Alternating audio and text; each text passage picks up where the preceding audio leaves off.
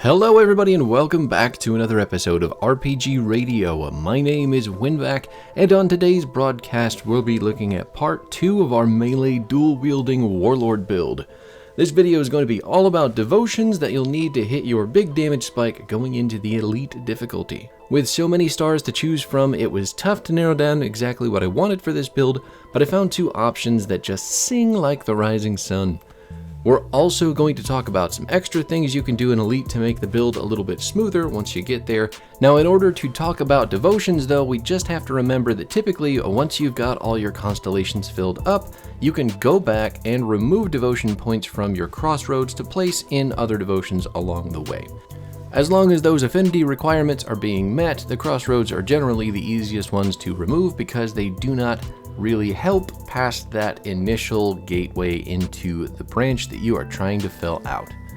Since this build is going to be physical and elemental damage focused, you're going to see a lot of devotions with any of the three elements along with their resistances, but these devotions are also heavily influenced by the amount of affinity that we'll need to make it to our outer two big boys. If you watch this Sanguine build, you'll be familiar with our first outer devotion, which is Oleron, but after that we're going to take a trip down memory lane and grab a devotion that we don't use a whole lot, and that one's called Blind Sage. In order to start this journey though, we're going to need to kick things off with a little 1-point favorite on the Eldritch Crossroads. That would be our nuclear green tree for anyone who doesn't know the affinity names, but the Eldritch Crossroads will give you a little bit of offensive ability and start to break open the rest of these devotions. On this road trip among the stars, our first pit stop is going to be the Quill constellation. The stats on this one are going to be really good for early game since there is a lot of flat buffs to health, energy, and aether resistance, but as we progress, we're also going to want to get to that 2% defensive ability that Quill provides us. 2% might not sound like much, but this build does not have a very good defensive ability pool going into Elite.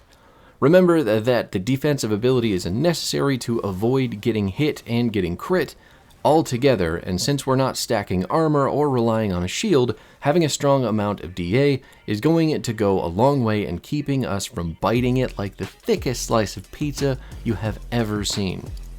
You also get a 5% energy buff, which again is a small number, but when you're burning through energy like a large Hadron Collider, you'll be thankful for even the tiniest amount of energy you can rely on.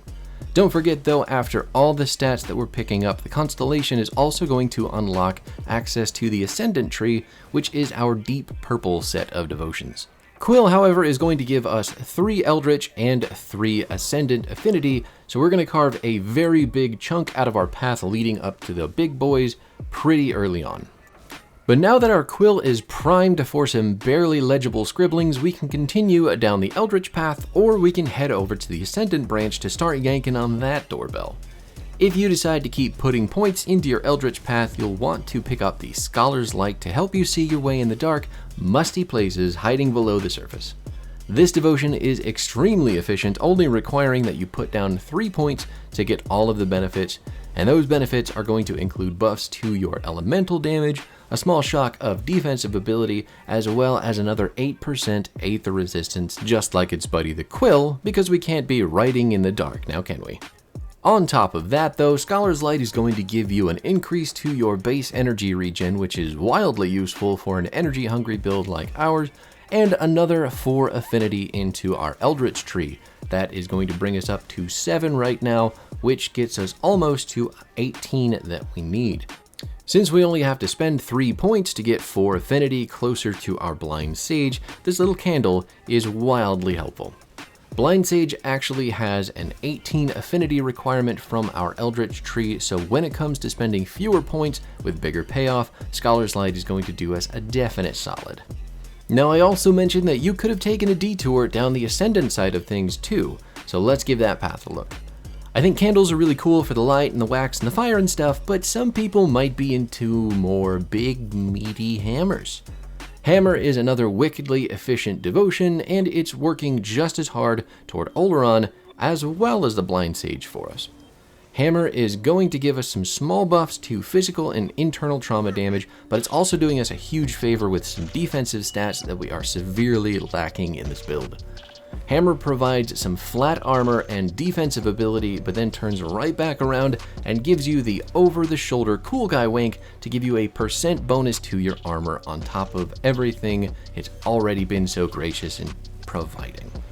At 8%, that should be a considerable amount of armor for anyone, but especially for us with our lack of shield and heavy clothing. Hammer is also pumping out 4 affinity for us, just like the Scholar's Light, so no matter which one you decide to go with, you're getting good pathing and good buffs from both trees. Since we're early in our devotion pathing, I do want to bring up one that I think is really helpful early on since it has some good flat stats like our friend the Quill. The only problem with this devotion is that it's not quite as efficient on our pathing as the others have been up to now. You'll need to start by placing 1 point into your order crossroads, which are the yellow ones, because we can't start the unlock without it. Once you've spent your single order crossroads though, you'll grab the Lotus. Not the famous black one, but a pretty great Lotus for small squishy guys like us who consume a lot of energy. This devotion actually shares a lot of good things with the Quill, like the flat health and energy buffs that we're going to be getting from it, but it also is going to give us that increasingly rare stat that everyone wants in the late game, physical resistance. Lotus gives you a 3% phys res extremely early, so you can worry about it less on your gear later on. And if that wasn't enough, this spiky looking flower is going to dish out some flat energy regen along with a 15% bonus to your entire energy regen pool. There's a reason that the Lotus Eaters forgot all about their troubles. But after that, we're going to get a small 8% vitality resistance buff and a 4% bonus to your entire energy pool. Even though we're mostly wasting the increased healing effects of this devotion, all of the other stats are enough to lure anyone in with the heavenly aroma of a not empty energy bar. Once you've completed this constellation, you'll also get yourself 3 more Eldritch Affinity, and more importantly, you'll start opening yourself up further to the Order tree. Luckily, Oleron doesn't have the deepest interest in Order, so we only need 7 points. But when the buy-in to get those 7 points is high, we're limiting ourselves in getting to both the Sage and the Rager more quickly. Now once we've left Las Vegas, that is the Lotus devotion, we can head down the Eldritch and Ascendant paths again, or we can finish up on the Order side of the trip real fast. If you're more interested in getting part of your list done than you are some early game easy stats, head on over to your Crane constellation. To those of you looking for a tall metallic girder lifter, I say to you, maybe watch some more Kung Fu movies, or, just do a little bird watching. Crane is very average in how efficient it is, but every point we spend here is a point it's spitting right back out towards Oleron in the Order Affinity. You need 5 points to finish the Crane, but you'll get 5 Order Affinity when you're done, and those 5 points will not be wasted. Crane, unlike its cousin the Stork, will drop some much cooler stuff on you, and this devotion is absolutely loaded with resistances. 3 out of 5 of the points that you're going to spend will buff your resistances in one way or another. You'll be getting a poison and vitality resistance in the amount of 12%, along with 16% bleeding and elemental resistance. The elemental res alone was enough for me to throw out any hesitation I had for picking this lanky guy up and letting him carry me away. We're also getting flat amounts of physique and spirit, but there's another stat on Crane you really don't see a whole lot. You ever try to put on a weapon but your spirit attribute is too low to equip it? Well, Crane says, hey man, here's a 10% spirit discount for weapons. Go nuts. He's a good guy like that, and just like that, we've got half of Oleron completed. Now, if you opted out of the Crane, that's cool too. That just means that you're going to pick up Blind Sage before you pick up Oleron. If you don't want to grab the Crane, you'll take another pair of Flying Friends instead, and these are completely interchangeable, so don't feel like you need one sooner than the other. Hawk and Owl are going to get you Eldritch and Ascendant Affinity, respectively. Hawk only requires that you put down 3 points for 3 Affinity, and Owl will give you 5 Affinity for 4 points. The stat differences between the two are pretty significant, but at the point in the game that you'll be, when you're unlocking these two, you probably won't feel the significant impact from either of them. These devotions really make the build shine more in the upper ends of Elite and going into Ultimate, However, Hawk is specifically going to give you a small amount of offensive ability to start. Once you've finished Hawk, however, it is going to give you another 3% of your entire offensive ability pool, as well as a buff to your crit damage of 8%. Now, one thing I may not have mentioned thus far in the videos is that this build does love to crit. So with just those small stats from a 3-point buy-in on a bird of prey, we're going to pretty much be way happier in Ultimate when things get a lot more difficult to kill. Owl is going to come in with a lot more subtle stats, so it won't be hitting you over the head with any more buffed crit damage. This devotion is going to give you a small amount of defensive ability, a small buff to all damage, and buffs across the board to all types of damage that happen over time. The last thing I mentioned is going to have some effect for us, but since we're not really a dot diver, it does feel a little bit wasted. More than that though, Owl is going to give us another 8% elemental resistance right beside the ability to reduce our energy cost by 5%. Now, I've said it too many times in the video already, so here's hoping you understand why that's important.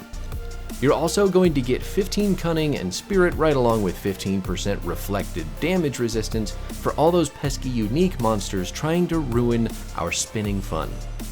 That's it though, the unassuming owl has given its gifts and flown off into the night looking for a place to cough up some pellets. Now we're on the home stretch, so everybody stay with me. Only 3 devotions to go before we can start helping the blind sage across the street during rush hour. The first of these 3 is going to be a defensive devotion that is never a bad option when you're on the purple side of the board. Empty Throne is very good for our build because everything it does to keep us alive. We're going to start by getting a good chunk of defensive ability and slow resistance, and we're going to chase that down with some exceedingly rare Aether and Chaos resistance for 10% on each. After that, the bar is still open, so I think we can do with another 25% to both our stun reduction and freeze reduction stats, making CC just that much weaker against our constantly melee damage dealer. And then the nightcap comes in the form of 8% pierce resistance to get things nice and cozy. For all of that defensive powerhouse that Empty Throne is, we're also going to get a fat stack of 5 Ascendant Affinity. Now, number 2 of the final 3 is our old pal Toad. Toad knows what he's about, and while he might not be your best friend, he is the one that will come and pick you up in the middle of the night when you can't find your pants. Toad gives you another 8% vitality resistance, a small amount of offensive ability and spirit, a small amount of health, and then tops it off with some vampiric attack and increased beast damage. This little guy never gets the credit he deserves, but that's okay because he knows he's worth it. You're getting 3 of both your Eldritch and Ascendant affinities here, so that means we are inches away from finishing our first big bad boy. The final devotion leading up to the Blind Sage is Rowan's Crown. The Crown of the Rover King himself only gives 1 point of the Eldritch and Ascendant affinity for the 5 points required to complete it. However, the active ability that this devotion provides is extremely useful. Stat-wise, this guy is going to give you flat elemental damage and then turn around and buff that for you after you're getting small amounts of spirit and defensive ability. Mixed in with that, you're getting an 8% buff to chaos resistance, but before this guy unleashes his ultimate trap card, he'll be providing you with a staggering amount of elemental resistance and 18%. That's huge, and I don't want anyone taking out the ruler to fact check me. The other cool thing about this affinity is that you don't even have to finish it in order to unlock the Elemental Storm ability. Elemental Storm is going to be activatable on the 3rd point in the devotion, which is halfway through, and the storm itself has a 1.5 second cooldown. While it's out, there will be a big pool of elemental damage that shreds enemy resistances while they stand in it, which means that all the damage we're looking for is going to hit even harder while we spin circles around all the nerds caught in the elemental puddle of doom.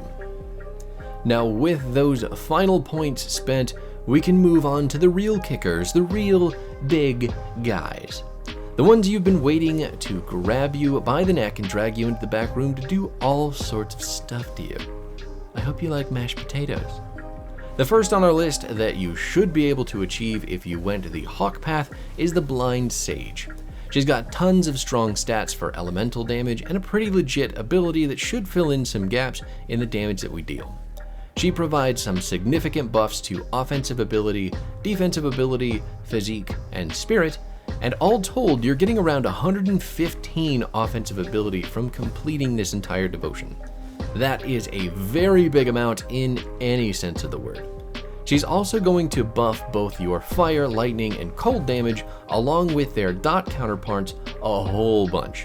So that's 100% for the base types and 250% for the dot types.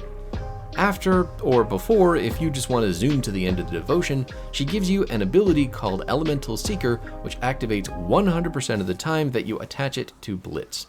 The Seeker lives for 3 seconds, but the Seeker will find your enemies and detonate on them for huge amounts of elemental damage while stunning them. The Seekers also have a huge buff to crit damage, so when they explode, if they crit, they are going to absolutely freaking clap anyone unlucky enough to be there.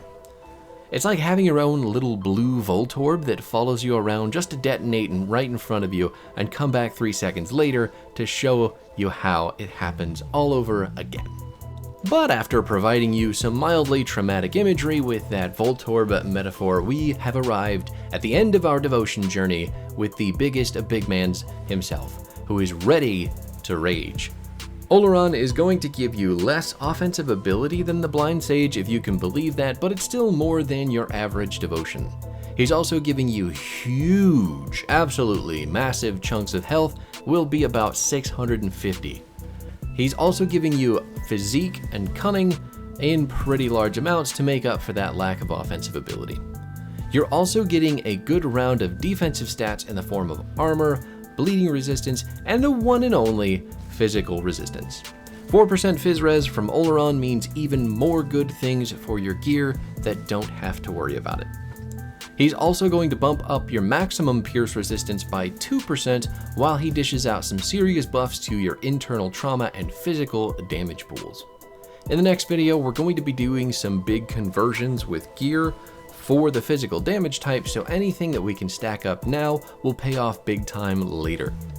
All that leads us to his ultimate ability, however, which for any spin build I feel is absolutely perfect.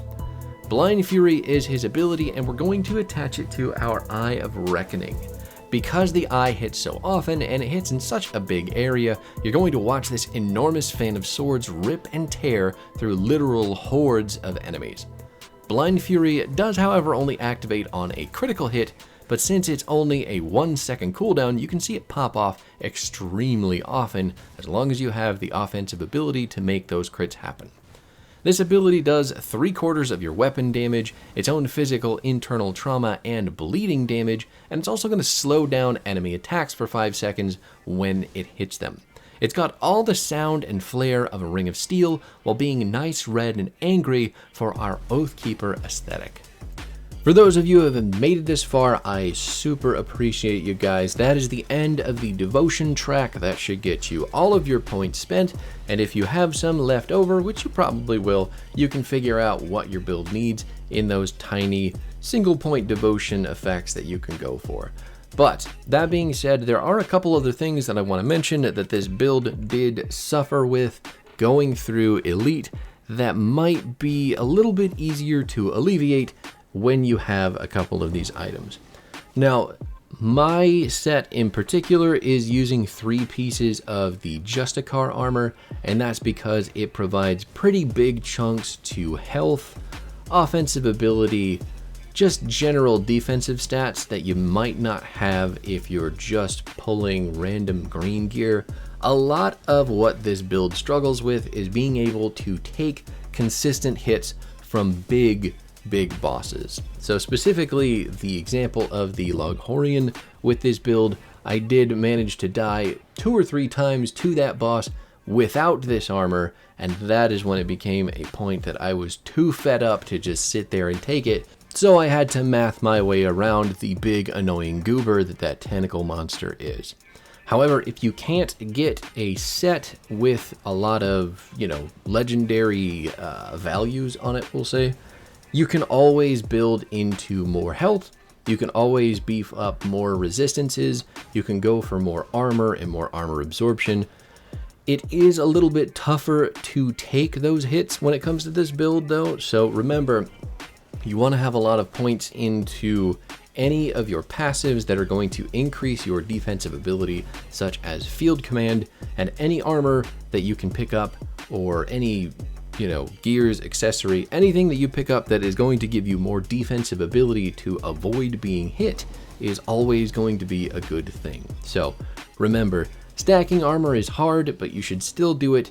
Defensive ability, while it might be tough to deal with that small drop in damage, you want it so that you can consistently deal damage, because it is very, very easy for squishy builds like this to get smacked down and get way too frustrated early on in your building of them and just give it up entirely. So, that being said, bosses are very easy to kill when it comes to this build, unless they are forcing you into very small chokes, making you take a lot of damage that you can't mitigate, and summoning a whole bunch of random trash on top of you that you also have to deal with.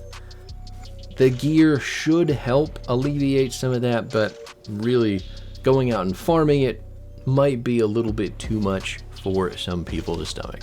There is a monster infrequent called the Mark of Harvul though that you can pick up. This is a medal that will buff your physical and health aspects, along with giving you some increased energy regen, and then +3 to break morale and +3 to tectonic shift, while also providing you some flat physical damage to both Warcry and Vire's Might. So making those two abilities deal more damage, along with a couple really good defensive stats and points for abilities that we're using.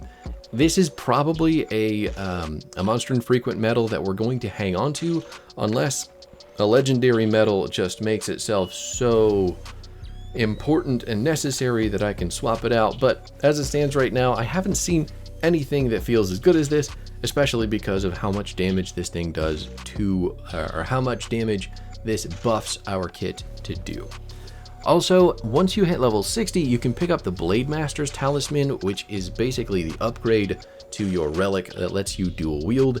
This is going to increase your offensive ability by a flat amount as well as a % amount, give you some health, a buff to all of your damage, and the ability to fire off a 25% chance mutilate ability that will deal a whole bunch of extra weapon damage, physical and internal trauma damage.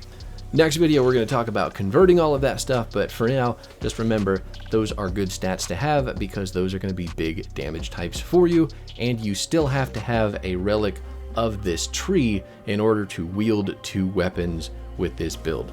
So upgrading that at every level possible is a good thing. So just remember, level 60, upgrade to the Blade Master's Talisman, get all those buffs, have yourself a good time. Then lastly, if you can find yourself an item of any description, whether it is an amulet, a ring, a shoulder piece, a pair of boots, that will give you some kind of heal or give you some kind of cheat death, equip those. The Death's Ward comes to mind as an amulet. Specifically, the amulet that I'm using with this build is Azraka's Sands, which is available right at level 58. But Azraka's Sands is going to give us +1 into all Oathkeeper skills, +3 into resilience on the Oathkeeper side of thing. It's going to give us a % health buff to our whole health pool while giving us 4% maximum resistances. So every resistance that we have gets a 4% buff to, or gets a 4% maximum increase. So we're increasing the ceiling of those resins with just this amulet. It also has what I was just mentioning, the ability called Rewind Fate. So once we drop below 25% health, you may have seen it a couple times in this video already, it is going to 100% restore our health bar, give us a whole bunch of health regen per second, and it activates in over a course of 10 seconds. So you get that 30 health regen per second for 10 seconds. It is a massive amount of health, and you can see when it activates, so you can really tell your brain that you have to be more careful or you're going to run away from the big bad guy. Some of these melee-focused squishy builds really have to dip, dive, and dodge a lot more than previous builds on this channel, but it doesn't mean that they're less fun. It just means you have to be a little bit more cognizant of what's going on. That being said, Azraka's Sands is very, very good for this build specifically, and if we can find the mythical version of it, we'll probably just go ahead and end up equipping that anyway, because having that cheat death, like I mentioned, is insanely useful. So if you find that, or you find Death Ward, or you find any other number of abilities or items that will give you that heal when you are in desperate need of it, equip those. They're going to make this whole trip a lot smoother, keep you alive a lot longer, and you're just going to have a generally better time. You unfortunately can't use the soldier ability that does that because we are using 2 one-handed weapons rather than a shield or a two-handed weapon. So Menhir's, I think it's Menhir's Will. Yeah, Menhir's Will activates when you drop below a certain health percentage and does the exact same thing, really to a smaller extent, that Rewind Time does, but it's more, the cooldown is shorter and it's just more consistent. The only problem being this build can't use it because of the restrictions on it. So if you clicked that, if you think that you knew better and you picked that ability, I have some news for you. I made that mistake plenty myself, but there you have it.